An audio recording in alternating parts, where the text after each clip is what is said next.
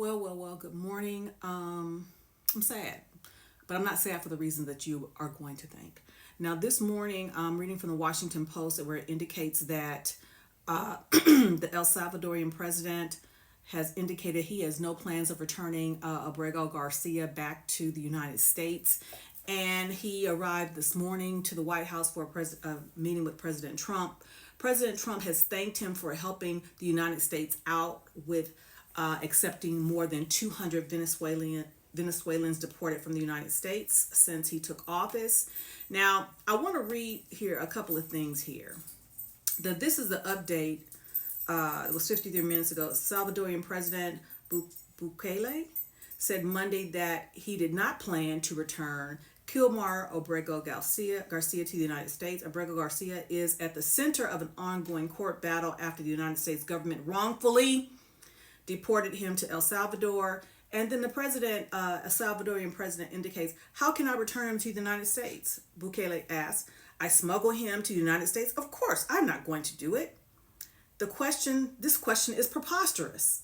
Okay, so let's continue.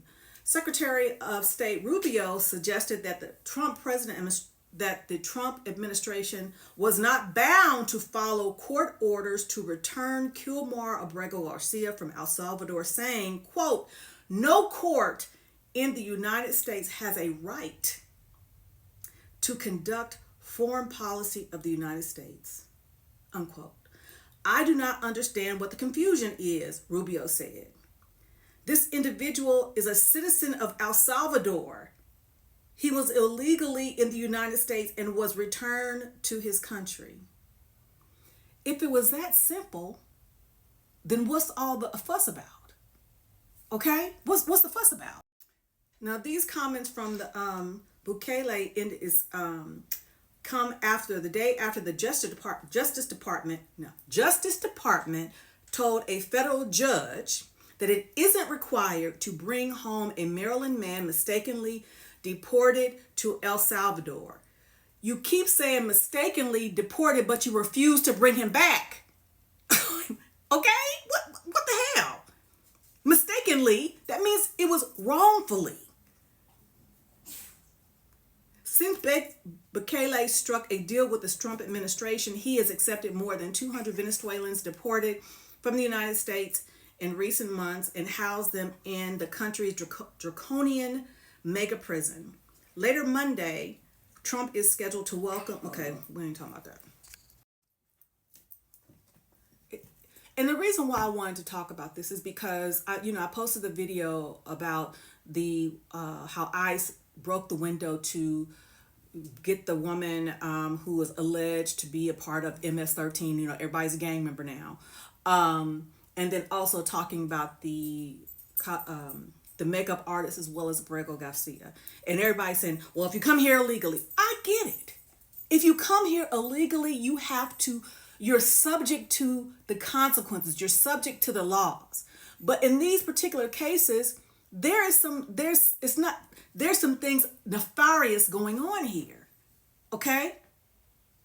The woman had a court date again, and she was crossed the border illegally under the first Trump administration. She has a court date, so it looks like she's been going through the process. Okay, now you have Abrego Garcia, who is married to a U.S. citizen. I don't know if he came across illegally or not, but again, since being here, they're doing things in accordance with the law. The issue is this: the ambivalence that people have concerning other people is concerning to me, because I keep saying it's them now, us later. And it's clear to me that you all don't care, because I'm going to tell you why you don't care. Because unless you're WASP, you don't give a damn. You don't give a damn. And I'm going to tell you something else again. Somebody posted this on my YouTube, comment to my YouTube, and it was very compelling. I'm going to read it to you. The quote I'm going to read is from Pastor Martin Niemöller. He's best known for his writing, First They Came, one of the most famous poems about the Holocaust.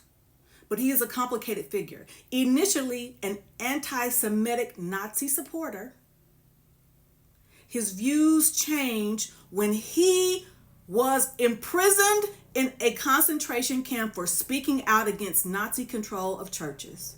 He later encouraged Germans to take responsibilities for the atrocities. This is what he wrote. First, they came for the socialist, and I did not speak out because I was not a socialist. Then they came for the trade unionist, and I did not speak out because I was not a trade unionist. Then they came for the Jews, and I did not speak out because I was not a Jew. Then they came for me, and there was no one left to speak for me. This famous poem is powerful. It's a powerful statement because it talks about the dangers of silence and apathy in the face of injustice. It highlights how the persecution of one group can lead to the persecution of another group. And if those who could have spoken up remained silent. The poem warns against the complacency that allows injustice to grow unchecked. Okay, further, the poem's message is clear. This I'm reading from Wikipedia. When individuals fail to defend the rights of others, it creates a dangerous environment where even their own liberties can be eroded. Am I not saying that? Am I not saying that? This is not about simply deportation and immigration. It's not simply just about that. And for those of you who want to make it simply about that, you just like these folk. And the reason why you are indifferent, because you figure it can't affect you. Well, it don't affect me until it does. And for those of you who come over here with that same bullshit, I'm just going to delete you and block you. Because again, it's not simply about immigration and coming here illegally. Like I said, I don't agree with just coming over here willy-nilly. I don't agree with open borders at all. I don't. My husband and I have had very spirited conversations about I don't agree with it. He doesn't agree with it either. But this was happening right now. Because what that means to me, what it signifies to me, anybody, you, me, anybody can be mistakenly sent to another country and the other country is not compelled to bring us back, and the United States cannot force them because they are a sovereign nation.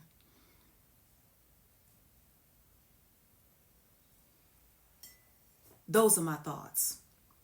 What are yours? Take that with you.